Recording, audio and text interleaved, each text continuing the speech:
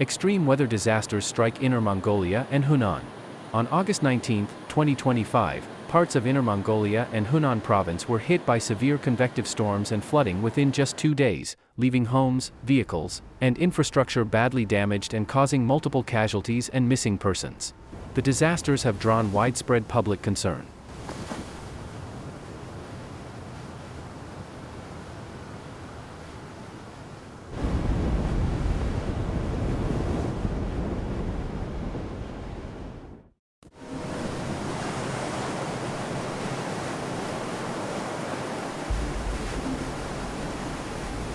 Massive hailstorm hits Tianjin County. In mid-August, Tianjin County in Inner Mongolia was struck by a sudden and violent hailstorm. Meteorological authorities reported rapid convective activity that developed into a large-scale hailstorm in a matter of minutes. Residents recalled that it started with light rain, but within moments the sky darkened, thunder rolled, and hailstones came crashing down with powerful winds. The hailstones were unusually large, many bigger than eggs, and some residents described them as falling like bricks. The storm was far more destructive than typical hail events, leaving houses and cars heavily damaged. Early reports indicated 31 people were injured and 821 vehicles destroyed or severely damaged, including not only private cars but also commercial trucks and buses. Dozens of homes lost roof tiles and window glass, while farmland was devastated. Crops like corn and wheat were flattened or shredded by hail. Photos circulating online showed scenes of ruined fields and broken property. Because the storm struck so suddenly, many residents had little time to seek safety and were forced to shelter indoors or in makeshift refuges. Local emergency management officials quickly launched a disaster response, deploying medical teams and rescue crews. Authorities are now assessing crop losses and coordinating with insurers to help farmers recover financially.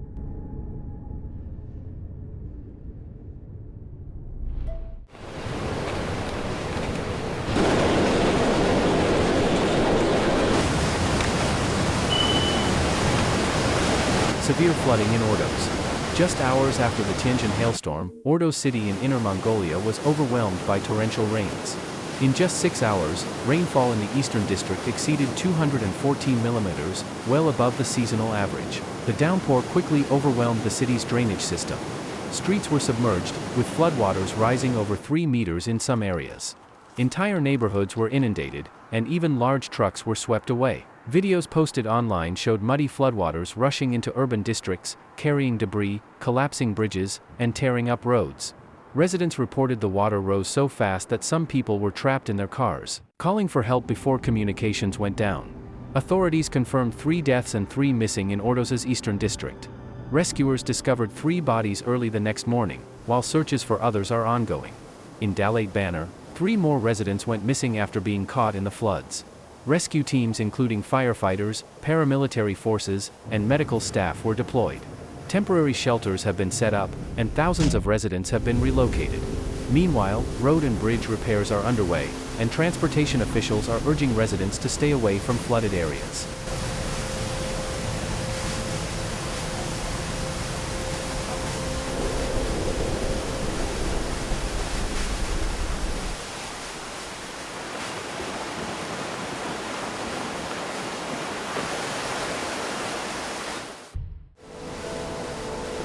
Tragedy on the Yellow River in Hunan.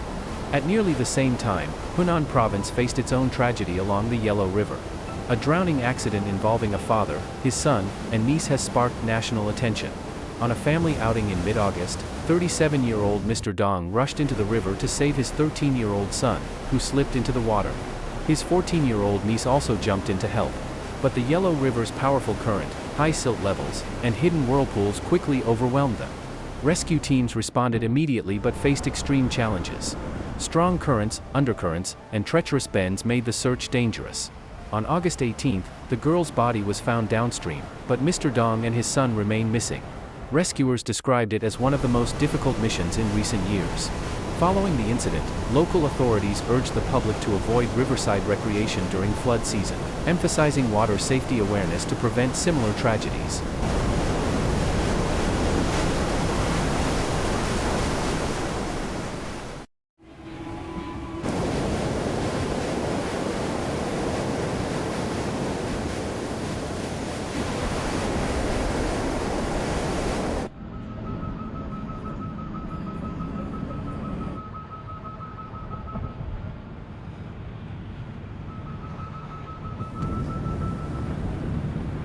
In less than 48 hours, hail, floods, and a drowning claimed lives across 2 provinces.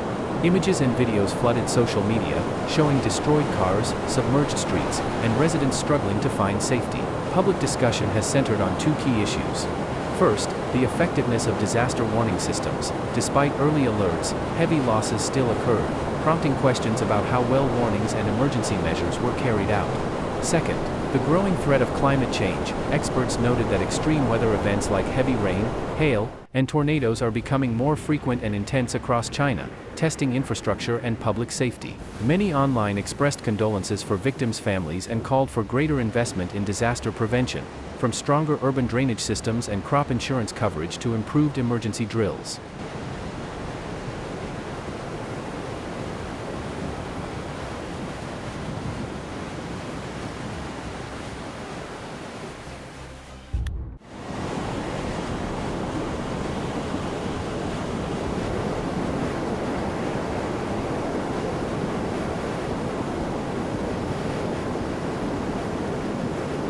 Both the Inner Mongolia and Hunan governments have launched emergency responses, mobilizing rescue, medical, and transportation teams.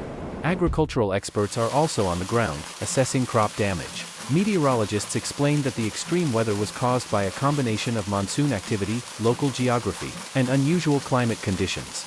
They warned that northern and central China may continue facing heavy rains and localized storms in the coming weeks.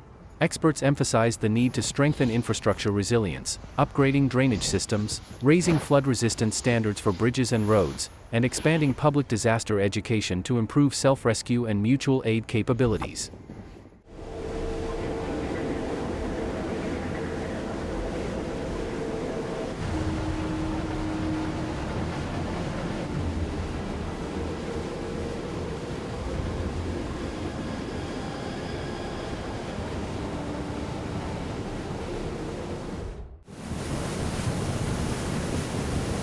As of August 19, the disasters in Inner Mongolia and Hunan are still unfolding, with rescue and recovery operations ongoing.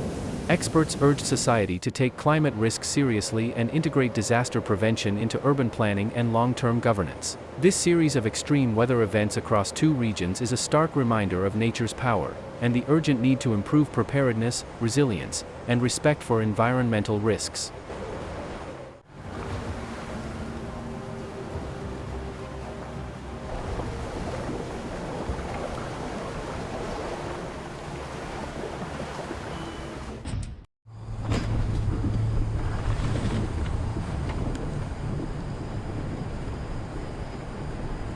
Thank you for watching. If you found this report helpful, please remember to like, comment, and subscribe. Don't forget to turn on the notification bell, so you won't miss future disaster updates. Some visuals in this program are for illustration only and not from the actual scene. We'll see you in the next episode. Stay tuned, and most importantly, stay safe.